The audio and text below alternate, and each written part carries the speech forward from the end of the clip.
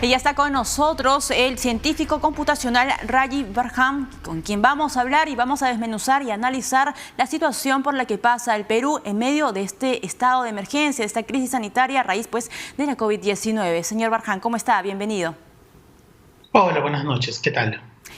Bueno, hemos visto ya la noticia que ha publicado EFE. Perú es el primer país con mayor tasa de mortalidad del mundo.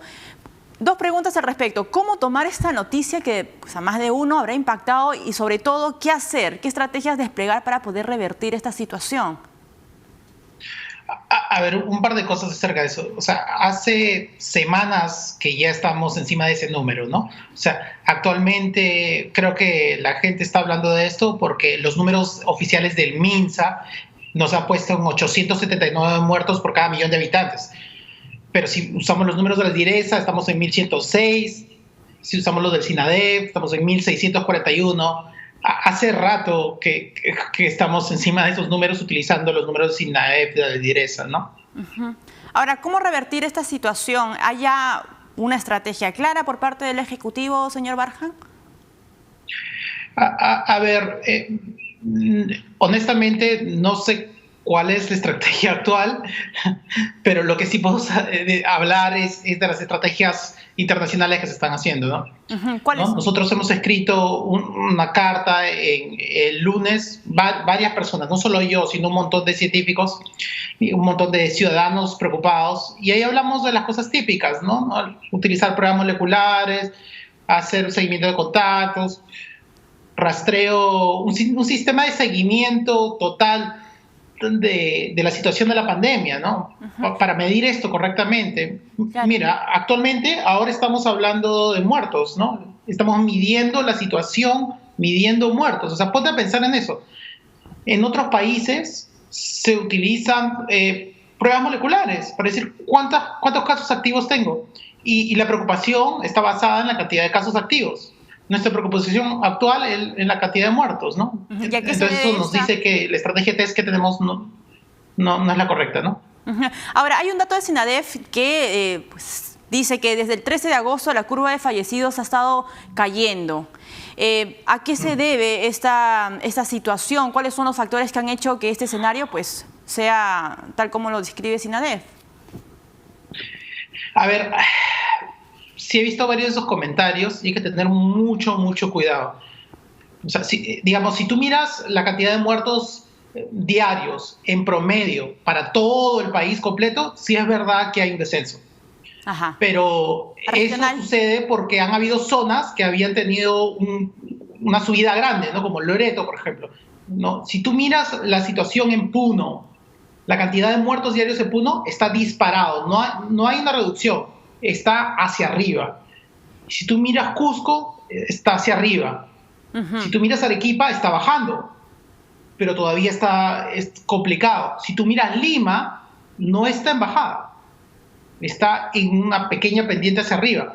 Entonces hay que tener mucho cuidado con estos comentarios de decir, bueno, en general la cantidad de muertos diarios están bajando. Sí, pero estamos luchando contra varias pandemias en diferentes regiones y tenemos que entender que las estrategias tienen que estar localizadas para cada región y la situación es distinta.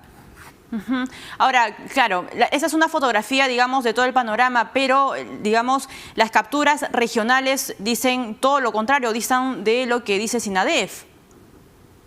No. O sea, los números del SINADEF en general, o sea, tienes lugares como Loreto que están en bajada, tienes lugares como Arequipa que están en bajada. Eso es del mismo SINADEF. Ya. Pero si tú miras otras regiones, Lima, Puno, Cusco, todo en subida. ¿No? Y las otras regiones en bajada. Cuando haces el promedio, dices, bueno, está bajando, pero no estás mirando la situación real, ¿no? Ajá. Y bajo esa lógica, señor Barham, ¿es ideal entonces mantener o seguir en esa línea, esa política de mantener la cuarentena focalizada en algunas regiones para que no se dispare la situación? Sí, lo que sucede es que hay bastantes cambios de qué significa tener una cuarentena focalizada, ¿no? De cómo estamos midiendo, que no lo estamos haciendo correctamente. de qué es lo que tenemos que hacer para dar soporte a las zonas que están focalizadas. Cuarentenas focalizadas tienen que tener ayuda y soporte focalizado, ¿no? Ahora estamos hablando de, bueno, tenemos los domingos, por ejemplo, que nos están encerrando, y ahora estamos hablando de ley seca, que son cosas que no van a solucionar el problema que estamos viendo en los lugares. No va a solucionar esto en Puno, no va a solucionar esto en Cusco, no va a solucionar esto en Lima. ¿Son fin. medidas para la tribuna? ¿Son medidas políticas? Porque no se entiende, o sea, ¿por qué sacar medidas de esta magnitud si es que no va a haber un efecto que se vea visible en las cifras, en las regiones? Mire, yo trato de evitar comentarios de ese tipo, que a veces es muy difícil. O sea, yo pienso que la parte de la pandemia se ha politizado demasiado. Y actualmente estamos hablando de la vacuna, que es algo que debemos estar mirando, que debemos estar haciendo todo lo necesario para poder tenerlo a tiempo, pero está a 6 meses o más. Exacto, ¿y qué hacer? En el mejor de los casos, ¿no? ¿Qué hacer en 6 meses? Claro. Porque mientras tanto esto va a seguir avanzando, porque la vacuna, usted mismo lo dice, va a demorar. Claro que sí, claro que sí. Mira, el mismo países como Brasil, que están haciendo sus test actualmente, ¿no? Ellos están hablando de que ya han estado haciendo los test de fase 3 hace un mes, creo, no me acuerdo exactamente, pero lo que ellos están hablando es que para diciembre recién van a estar hablando de cómo van a hacer la producción. Son países que ya han estado teniendo los test. Nosotros ni siquiera estamos ahí. Entonces, hay que mirar las estrategias que se están utilizando en el resto del mundo y aplicarlas aquí más. Está en la carta sobre la mesa de la que estoy hablando, que hicimos el lunes. Ahora, señor Barján, el 31 acaba esta cuarentena que fue anunciada por el Ejecutivo. Es momento de que el Ejecutivo diga, ok, alto, evaluemos todo lo que hemos hecho en estos 5 meses y veamos si es que cambiamos la estrategia, no solamente en Lima, sino también a nivel regional, y bueno, apuntemos que estas cifras se puedan revertir, ¿no? O controlar al menos. Y yo no creo que hay que esperar hasta entonces. Yo pienso que debemos estar haciendo esto hace semanas, ¿no? Ahora, hoy, mañana. No esperar más. Ahora, ¿es probable que con esta cuarta fase todavía no hay fecha de inicio? ¿Eso se va a comunicar en algunos días sobre esta cuarta fase de la reactivación? ¿Cree que va a ir de la mano con un rebrote de contagios? ¿Probablemente sea así? A ver, solo en ciertas regiones podemos hablar de rebrote, ¿no? O sea, en Lima, por ejemplo, no podemos hablar de rebrote, porque estamos todavía en el mismo brote. ¿No? En Cusco no podemos hablar de rebrote porque está en subida. En Puno no podemos hablar porque está en subida, ¿no? Entonces hay que tener mucho cuidado con esa terminología. Lo que sí va a pasar es que cualquier cosa que aumenta interacción va a haber un aumento, ¿no? En este momento ya no hay momento de... O sea, yo pensaría que la fase 4 va a ser cancelada, pero no lo sé, es una decisión política, económica, pero digamos, no está basado en epidemiología. Usted tiene una postura científica, entonces también es igual de válido, igual de importante. Sí, mira, lo que yo diría es hay que mirar lo que hace el resto de los países, es lo que he estado diciendo hace mucho tiempo, no es una ciencia nueva que se tiene que inventar. Mira, este concepto de rastreo de contactos, del que he estado hablando bastante, se hace desde hace cientos de años. La gente se confunde y piensa que rastreo de contactos es rastreo de contactos digital. No, estoy hablando de rastreo de contactos. Cientos de años de experiencia en eso. No lo estamos haciendo. Ahora, hay otra cifra que hay que comentarlo con usted, que siempre tiene la frase precisa. SINADEF, o según SINADEF, pues podríamos llegar a fin de año a 100.000 fallecidos.